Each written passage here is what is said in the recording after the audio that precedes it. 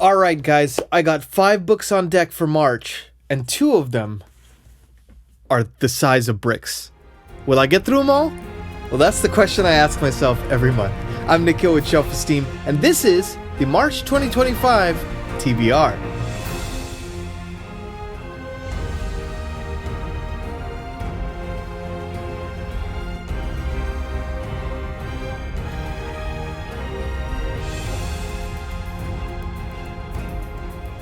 Hey everyone, welcome back to the channel. I'm Nikhil with Shelf-Esteem. I'm a composer, now also a booktuber. You can find my music in The Wheel of Time Season 2, His Dark Material Season 3, and the newly released Blessed Be the Eternal, the Edan trilogy theme for Philip Chase's wonderful fantasy series. I'm here to talk a little bit about a March TBR because ambitious reading plans seem to be the name of the game. I can't help myself. There are too many books to read, too many authors to discover, and too many pages to count. But I'm going to try anyway. So let's see how it goes. I have 5 books on deck for this month. I'm doing 4 read-alongs on the channel. And this is one of the few months this year where there's a little bit of a break between a bunch of different series. So I have a little bit more to slot in. So I decided to kind of take full advantage of that and start with the first book, which is James Michener's Alaska. Now, for those of you who don't know James Michener's works, he's kind of an author who writes a lot of historical fiction. And, you know, he has this book, Alaska. He has one on Hawaii, one on the Covenant, which is South Africa, one on Texas.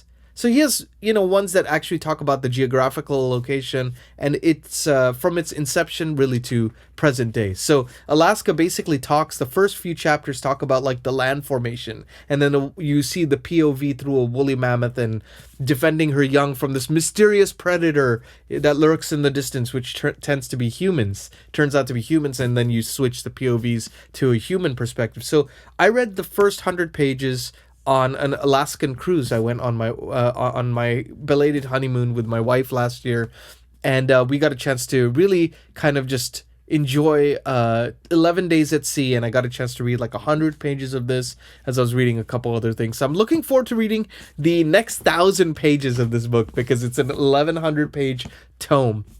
But it reads really fast. You know, that's one thing I really enjoyed about James Michener's writing is it's not overly dense. And yet there's a lot that he covers, if that makes sense. So he really balances that line between accessible prose, but also very beautiful prose. So I'm really looking forward to being able to actually blaze through this. And this is probably going to be the first book I start at the very beginning of the month because I've been looking forward to this since I had to put it down last year.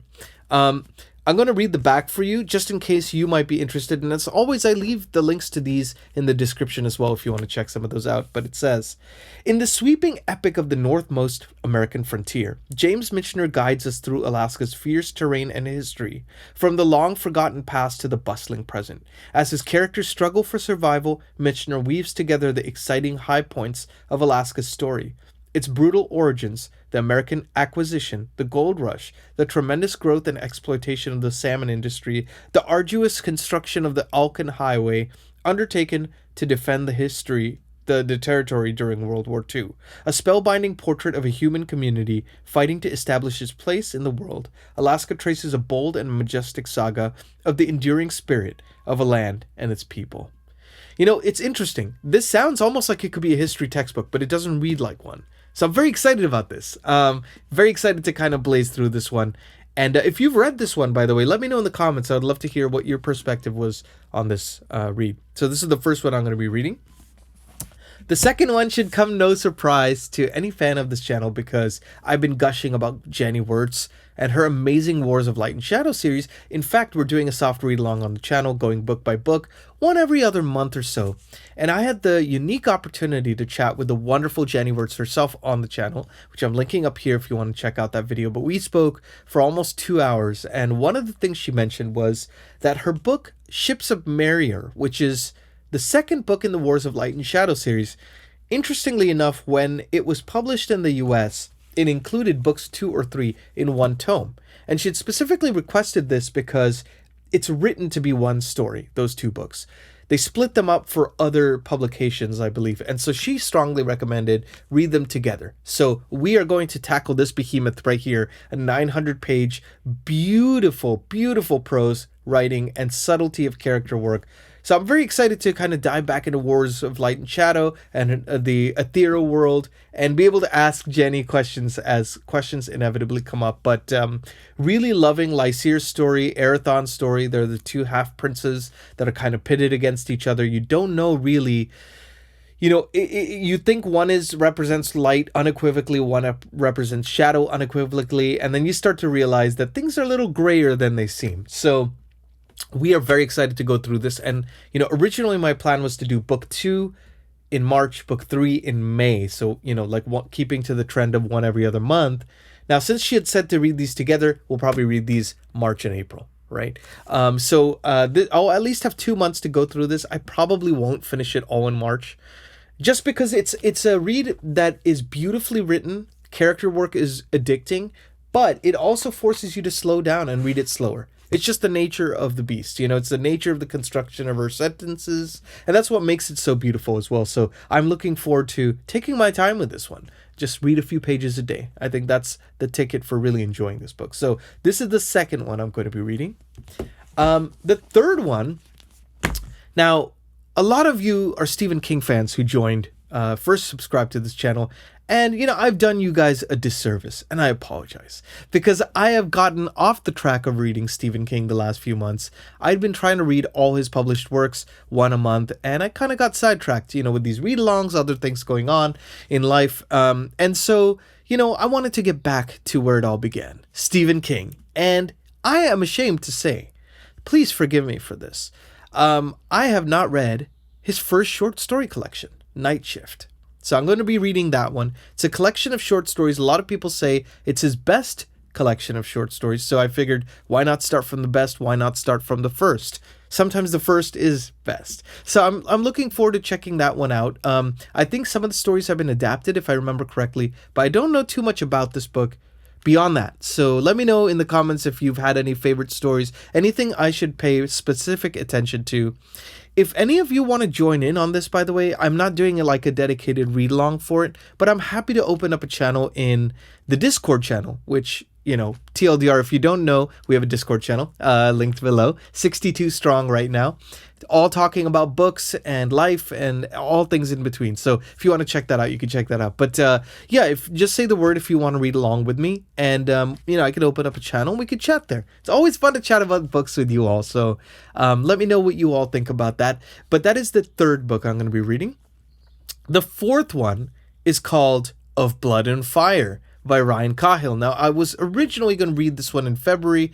Doesn't look like that's going to happen, you guys. It's just been a kind of a slammed month work-wise, actually. And it's been hard for me to concentrate on reading for hours and hours at a time like I was able to do, tail end of last year and a little bit of January. So I'm really looking forward to kind of getting to this. I'm going to pull up a description here so you could kind of find out what this is about, because although, our soft read along covered The Fall, which is the prequel novella, this is kind of the first official novel in the Bound and the Broken series by Ryan Cahill. So I'm going to read that for you. Born in fire, tempered in blood, Etheria is a land divided by war and mistrust. The High Lords of the South squabble and fight, only kept in check by the Dragon Guard, traitors of a long time, long past, who serve the empires of the North. In the remote villages of southern Etheria, still reeling from the tragic loss of his brother, Kalen Breyer prepares for the proving, a test of courage and skill that not all survive. But when three strangers arrive in the village of Milltown, with a secret they are willing to die for, Kalen's world is ripped from under him, and he's thrust headfirst into a war that has been raging for centuries. There is no prophecy. His coming was not foretold. He bleeds like any man, and bleed he will. Personally, that sounds fascinating because it's got the Wheel of Time, 3 possible chosen ones. It's got this test of courage and skill that not all survive called The Proving. If you know the Wheel of Time series, you know what I'm talking about. But there is no prophecy and he's not the chosen one. So that's interesting. I'm curious to see how this writing bridges the gap between, those gap series, sort of bridge series like A Wheel of Time, and then something that feels modern and, kind of different. One thing I really loved about The Fall was the pacing was fantastic, I thought. I just really enjoyed how it was a breakneck pace. I've heard this one is a lot more of a slower burn, so I'm curious to see how that kind of feels for me. But I'm excited to check it out. I don't know if you all are joining in the read along, but let me know in the comments. And, of course, we have our FABLE app for the chapter by chapter discussions there as well. So if you want to join in as much or as little as you want, you're always welcome. 5, 10, 100, 1,000 people, all are welcome here, because it's all about creating, big community of people who can support each other's reading obsessions. So that was the 4th book that I'm going to be reading. Now, this 5th book that I'm going to be reading, last but definitely not least, is actually the first book by this debut fantasy author, Sean Bobby Kerr's A Journey Thrice Begun. Now, I've mentioned this on the channel before because Sean has become a friend of the channel, lovely guy, and from the first third or so of the book I've read, lovely writer as well. It's got the perfect balance of whimsical fantasy, but then also a real darkness about it, a sense of adventure. So I'm going to read this description here, and basically this is my attempt to right a wrong, because again, it fell on the back burner last couple of months as I got the read-along started, and there was 4 read-alongs on the channel, with Malazan Book of the Fallen and everything. So, I just decided I want to finally finish this because I was really enjoying what I read. But here's the description.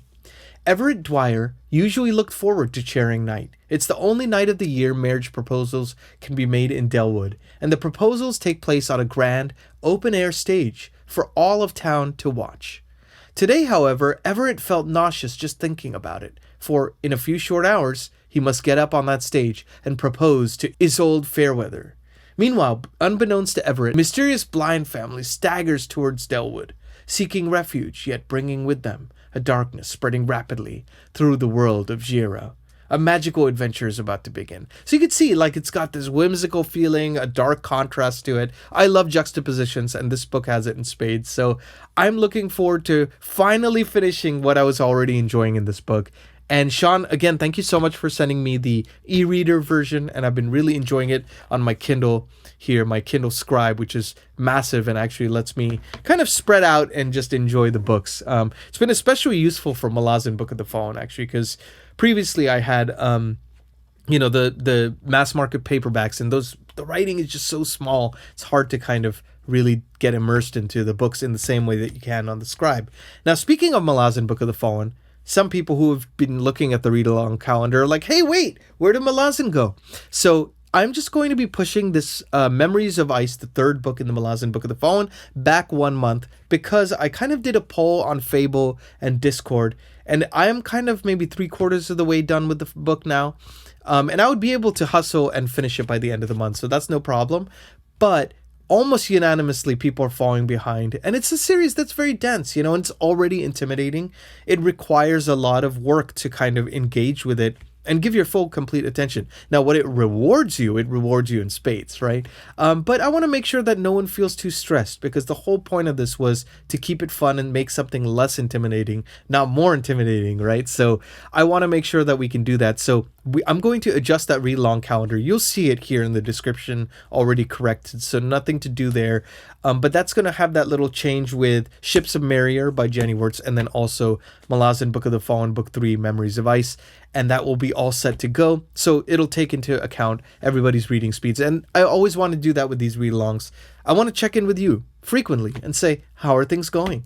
What are you struggling with? What are you enjoying? And we adjust things as we go, because this read-along is dynamic, and it should evolve with the needs and the preferences of the readers, right? So let me know what you think of this list of 5. I think this is my 5. I might squeeze one more on if it's like a real fast thriller. I was looking at that 3rd Law of Time Travel, I think it's, or 3rd Rule of Time Travel by Philip Fracassi. Looked very interesting. I don't know, there's a couple floating around. I don't know if I'll actually get to it or not, but I feel confident in these 5, and I'd rather kind of stick to something that is manageable, as I'm already getting less sleep as it is with all the work coming in and also this stuff. So anyways, that's it from me. I'm Nick Hill with Shelf-Esteem. Thank you so much for watching. I really appreciate you all being here. It has been one of the greatest joys of my life, being able to do this community and get to interact with all of you all and get to talk to people who actually read books. It is hard for me to interact with people in my immediate circles. They don't read as much as I do, and you all read even more than I do, honestly. So it's just fun to be able to chat with you all, and it's a blast, really. Truly, it's an honor to have you here. So anyways, be good to yourselves, be good to each other. Let me know what you think of this list. Let me know your TBR, and I'll see you on the next video. Take care.